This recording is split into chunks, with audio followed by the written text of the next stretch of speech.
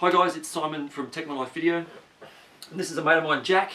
We're here to talk about The Last of Us. It's a game by Naughty Dog. They also brought us the Uncharted series, and they are undoubtedly one of the best companies when it comes to making these storyline or story-based games. So let's talk The Last of Us. Let's take a seat for me. Thanks. Yeah, would you like to take your backpack off? No, I'm fine, thanks. Okay, so we're going to talk story. So basically, the game of Last of Us is it follows two main characters, Joel and Ellie. Joel is a 40, 50-year-old guy.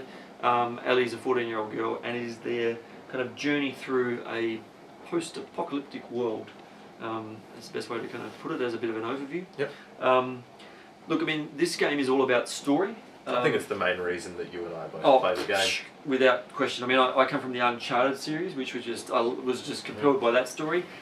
I mean, those games are the best games I've ever played, the Uncharted games, until I played this game. So I understand you're having some problems with a video game. No. Oh, so not having any problems, Simon. Joel. Sorry? My name is Joel. You must be confusing me with somebody else. Oh, I'm sorry, Joel. I'm sorry. So no problems whatsoever then? No. This game is so much better than those games. Uncharted is a 5 out of 10. If this is a 10 out of 10, that's how much better. Wow. It is that much better. I mean, it's I've got a 12-year-old son, and I'm sad that he cannot play this game because it's too violent for him to play, and I can't wait for him to be able to play it. Unfortunately, by then there'll be better games. Won't be interested. Yeah. But it is that good. It is the story is phenomenal. I found myself during the game more excited about cinematic moments, cutscenes, than certain areas of gameplay. Yeah. Purely for the fact that it progresses the game forward so much more emotionally. Yeah, absolutely. So you're sleeping okay?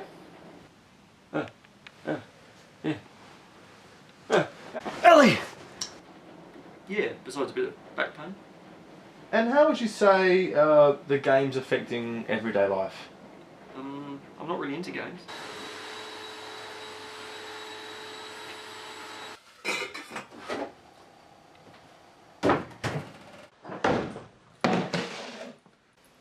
Where'd the milk go?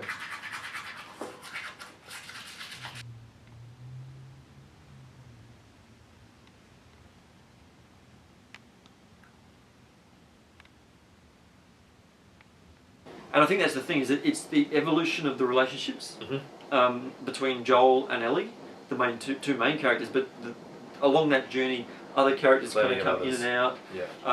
And everybody in this world, I mean, obviously, as you can imagine, in this type of world, people have different motivations. Yeah. And the thing is that it's all done with motion capture, you know, all the movements and facial expressions and things like that. Incredibly realistic. And it is. This is a movie. This is a movie that you play. It is, in my opinion, as good at kind of engaging you emotionally as any Hollywood movie, without question. There's no question of that. I remember when the game first came out, there was talk on the internet afterwards about if they were to make it into a film, who would star as Joel and Ellie. And for me personally, I thought you don't need to make it into a movie. It already is a film. Yeah. The thing about the storyline is just, you know, you're talking about cutscenes and things like that, but it's just the fact that, you know,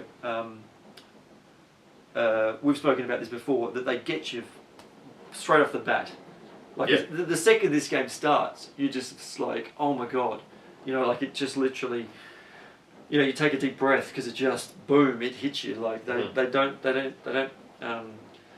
pull any punches. It's just like they hit you right between the eyes. And it's paced very well in terms of... Yeah, it just flows on from there, where, you know, it ebbs and flows, and the timing of things is brilliant. I mean, it as I was saying, in terms of like it being as good as any movie, it's all those things. It's the pacing, it's the fact that, you know, a movie is never kind of a monotone pace. It has to ebb and flow, and there have to be those moments of calm or not much happening, or, you know, like almost not boring, but just so subdued. Mm. So when you have the moment, it's just like it puts you on that roller coaster. But the way the game is set up, I remember those moments thinking, this is too good to be true. Yeah, You're walking through and going, it's so nice and calm and quiet. This can't, And this is leading to I think that's the thing, is you never really walk through an environment just going, da-da, I'm going to wander through. There's nothing casual. You always walk through Yeah. with that tension. So let's talk about the sound and the visuals in the game. We were talking about a second ago in terms of the storyline about the tension, and I mean, they do this really well, I think, with the music in this game. Yeah, or the lack of. Yeah, I mean, I think it's that, like, it's like in a movie. I mean, in a movie, you don't.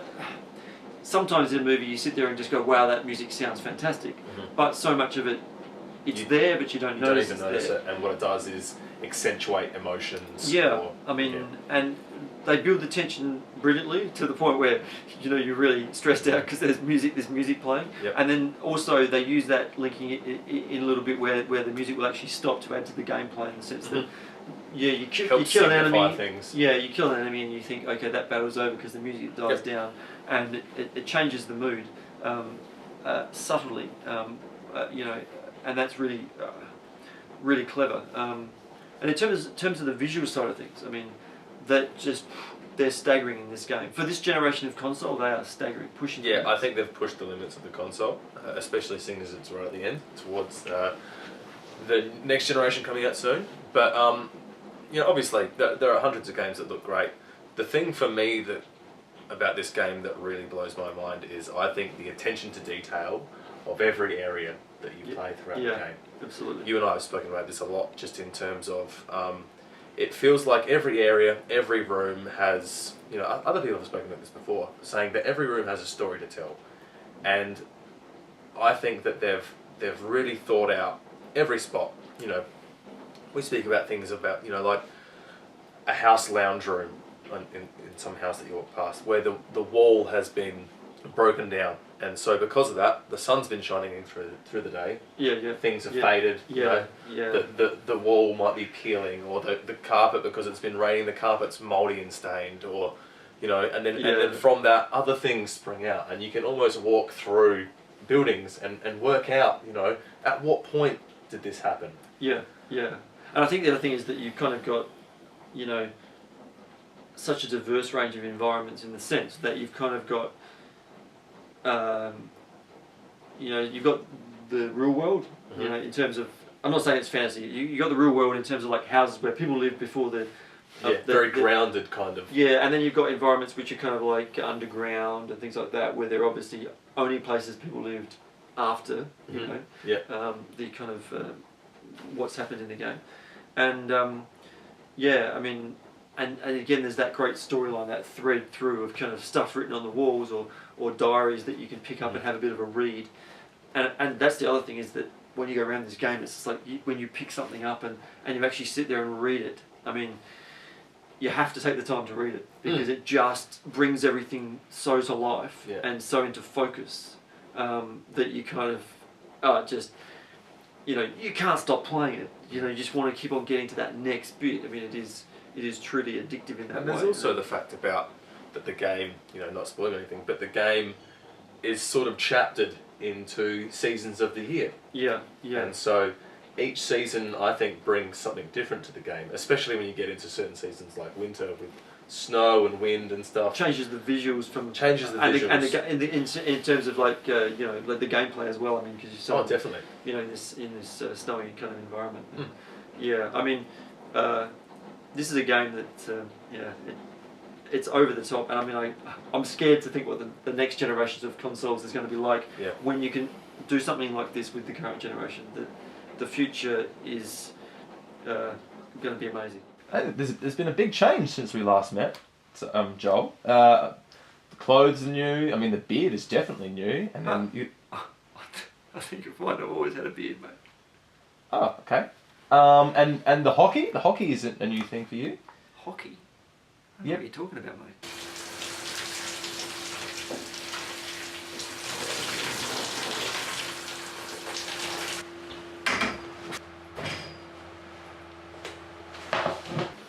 So let's talk about the gameplay, which is obviously all important. I think everything's linked in to add to the gameplay, of course.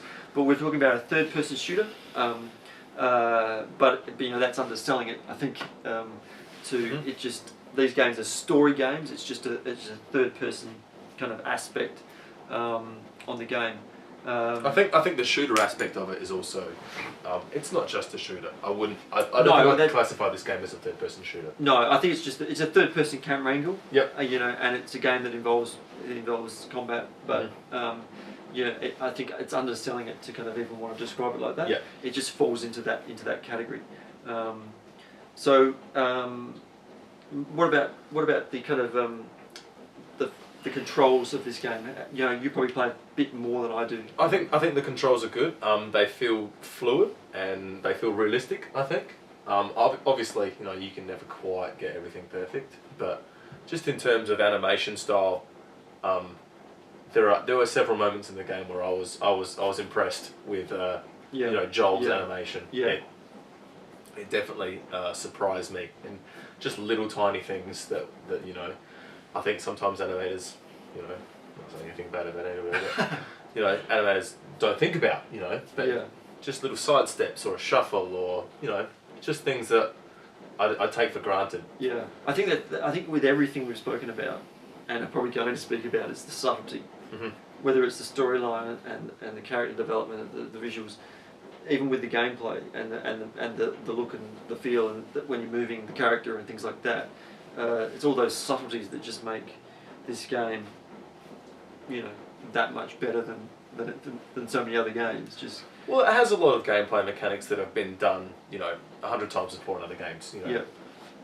The cover mechanic or the buddy mechanic, where you know, you push Ellie up to a higher area and then she helps you up. You know, it's been done by plenty of other games, exactly the same. But like you said, it's the subtle things in this game that I think make it. Yeah, yeah, absolutely. The big thing in this game, I mean, it's a survival game. You're in a post-apocalyptic world. You can't kind of just go to kind of the local ammo shop. But basically, the thing is that in a lot of games, you know, like if there's ammo on the ground, you go and pick it up and it's like 20 bullets. Awesome. A good clip. You know, yeah, exactly. It's always full. Yeah. It's always a full clip. You know, and you know, you kill somebody and there's ammo, a weapon, whatever. Not in this. Here, that is the big thing with this game, is that ammo is low, resources are low, and you are fighting for survival. You're scraping the bottom of the barrel the entire game. Yeah, and I mean, that just, I mean, that again, adds to the tension of the game. Yeah, and linking back in with all those other things in terms of the storyline and the visuals, it's just the fact that suddenly you just like, you know, am I going to engage this enemy, or am I going to try to sneak around if I can, or, you know, I've got 3 guys I've got to kill. Okay, when I get down to 1 guy, okay, that'll be cool. And I've got, you know, I can get him with a bullet because I can stick my head up and I've only got to worry about him looking at me. Yeah. Whereas if there's guys on either side, I'm in trouble. So can I kill one, you know, subtly? The game balances stealth and action really well. Yeah, it's just like and the fact of you know, limited resources always plays on your mind. Every encounter that you have, it's always something that's in the back of your mind. The big one, I think we're both a fan of it, is the bow and arrow. Mm-hmm. Is one of the weapons you get during the game, and you know, purely for recyclable ammo. Exactly. When you probably don't think about it before you start playing this game, but you basically shoot a guy with the bow and arrow. Now sometimes those arrows break, and you can't use them again, especially if they've got armour on. You've got to pick your targets and pick where you shoot them. But you can go and get the arrow, take it out of the body, use it again, and it's just like, oh my god. So then you're very clever about taking an enemy down. Mm-hmm. Yeah, there's a lot of tactics and strategy around. Can I draw an enemy out? Yeah, exactly. Oh, I just love that. There's nothing better than making a bit of noise, and then an enemy starts to come towards you. You sneak back, hide, take him out, and you're very cunning about it. But the fact that you can go and get that arrow again and nail the next guy, and the aspect of enemies changing their tactics if they realise that you have a weapon.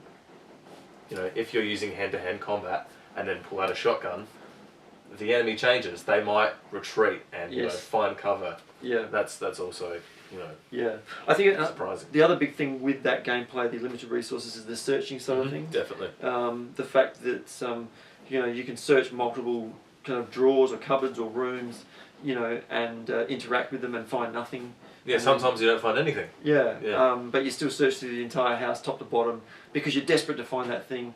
It obviously builds to the tension. It builds, kind of adds to the kind of adventure and interaction.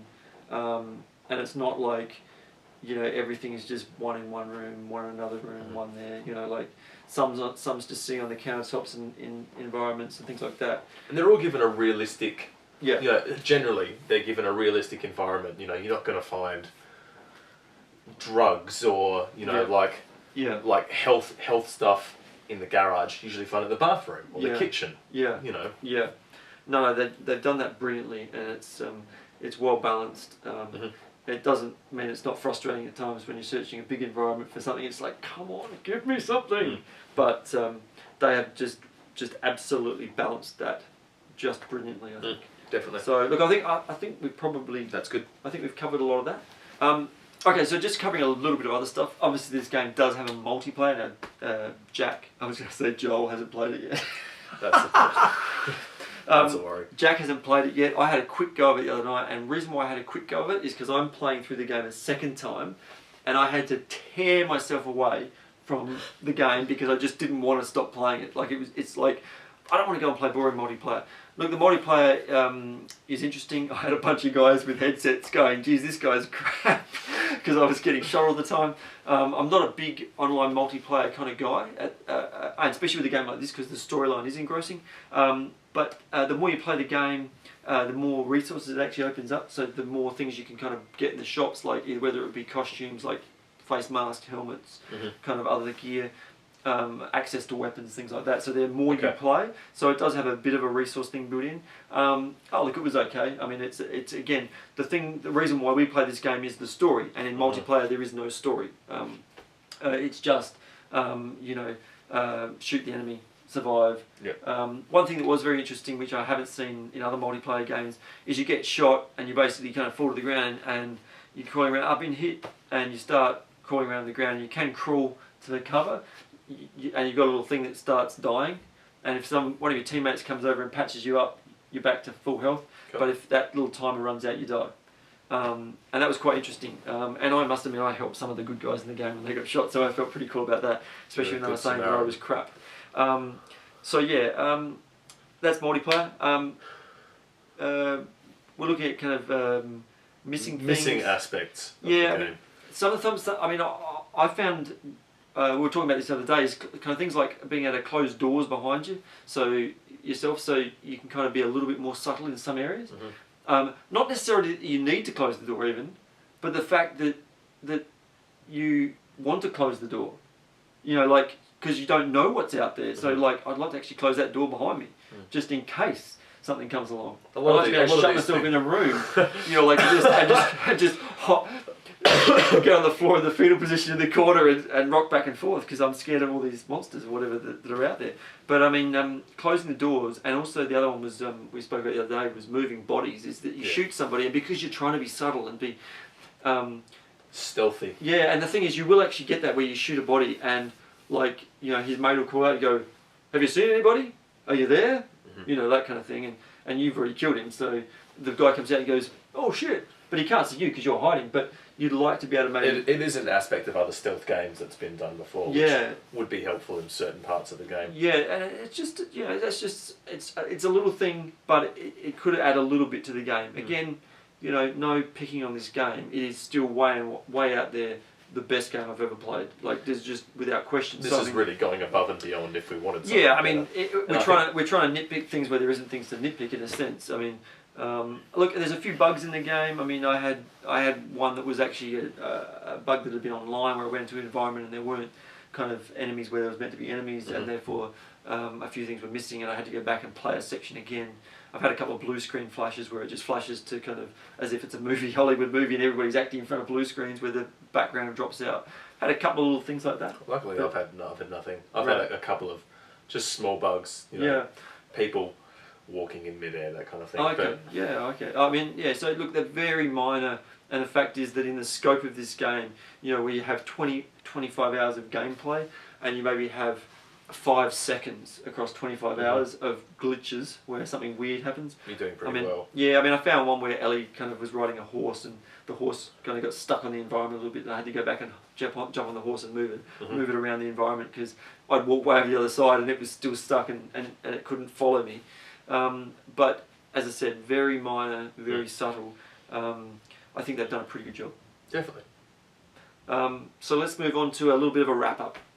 Okay, so just to wrap this video up real quick is just what do you think? What do you take away from this game and this experience? I think it's one of the best games that I've played in the last 3 or 4 years. Purely in terms of the way that it affected me and still affects me. I was playing another game, a different game the other night, and found myself meticulously searching every room, every area for anything, ammunition, whatever.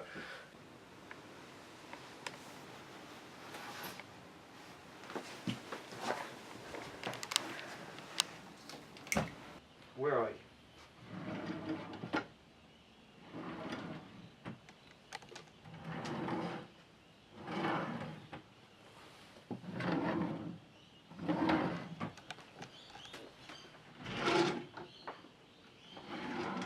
I know you're here somewhere.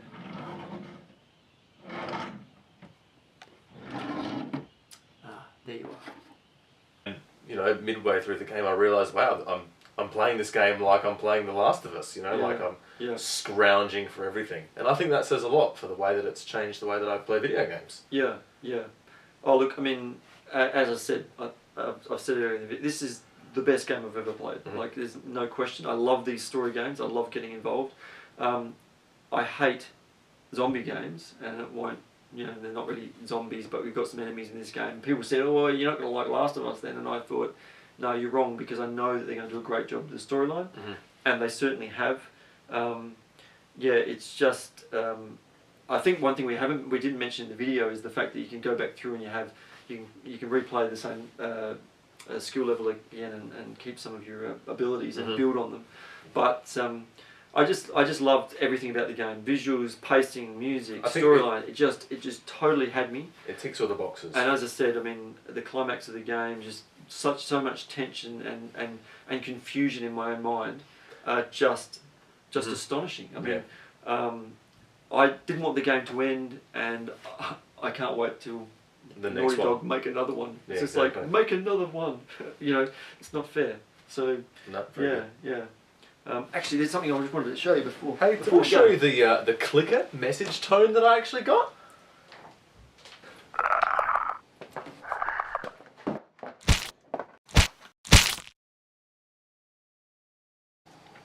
Hi, yeah. Jack couldn't actually hang around for the end of the video, so I'll sign off. Please subscribe to the channel and like the video, and yeah, we'll see you in the next one.